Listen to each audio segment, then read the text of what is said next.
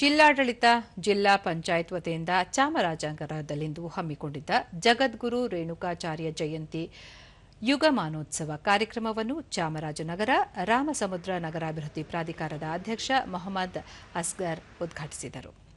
ಈ ವೇಳೆ ಕಾವೇರಿ ಅಚ್ಚುಕಟ್ಟು ಪ್ರದೇಶಾಭಿವೃದ್ಧಿ ಪ್ರಾಧಿಕಾರದ ಅಧ್ಯಕ್ಷ ಮರಿಸ್ವಾಮಿ, ಅಪರ ಜಿಲ್ಲಾಧಿಕಾರಿ ಟಿ ಜವರೇಗೌಡ, ಕನ್ನಡ ಸಂಸ್ಕೃತಿ ಇಲಾಖೆ ಸಹಾಯಕ ನಿರ್ದೇಶಕ ರಾಜು ಸೇರಿದಂತೆ ಹಲವರು ಉಪಸ್ಥಿತರಿದ್ದರು.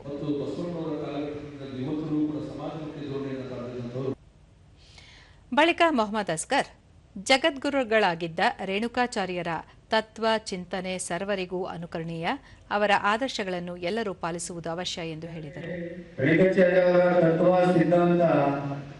ಎಲ್ಲ ವರ್ಗದ ಎಲ್ಲ ಸಮಾಜದಲ್ಲೂ ಬರಬೇಕಾಗಿದ್ದು ಮಹತ್ವ. ಯಾಕಂದ್ರೆ ಅವ್ರ ಸಿದ್ಧಾಂತನೇ ಏಕಾಂಗಿಯಾಗಿ ಬಹಳಷ್ಟು ತತ್ವ ಸಿದ್ಧಾಂತಕ್ಕೆ ಇದ್ದಂತ ಒಬ್ಬರು ಮಹಾನಾಯಕರು. ಮರಿಸ್ವಾಮಿ ವೀರಶೈವ ಧರ್ಮವನ್ನು ಪ್ರತಿಪಾದಿಸಿಕೊಂಡು ಬಂದವರು ರೇಣುಕಾಚಾರ್ಯರು.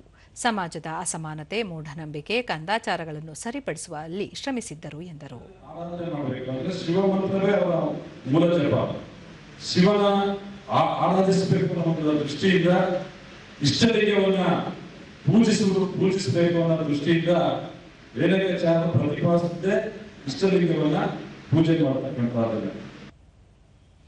ಟಿ ಜವರೇಗೌಡ ಜೀವಾತ್ಮ ಪರಮಾತ್ಮ ಎರಡೂ ಒಂದೇ ಎನ್ನುವ ತತ್ವವನ್ನು ಸಾರಿದ್ದ ದಾರ್ಶನಿಕರು ಜಗದ್ಗುರು ರೇಣುಕಾಚಾರ್ಯರು.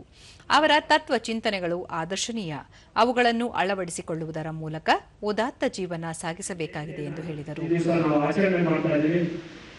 ಇಂತಹ ಮಹಾನ್ ಪುರುಷರ ಒಂದು ಆದರ್ಶಗಳಿಂದ, ಇಂತಹ ಕವಿ ಋಷಿ ಸಂತರ ಆದರ್ಶದಲ್ಲಿ ಸರ್ವೋದಯವಾಗಲಿ ಸರ್ವರಲ್ಲಿ ಅಂತ ಆಶಿಸ್ತಾ ಇಂಥವರ ಚಿಂತನೆಗಳು, ಆದರ್ಶಗಳು ಜಗತ್ತಿಗೆ. ಇದೇ ವೇಳೆ ಗೀತ ಗಾಯನ ನಡೆಯಿತು.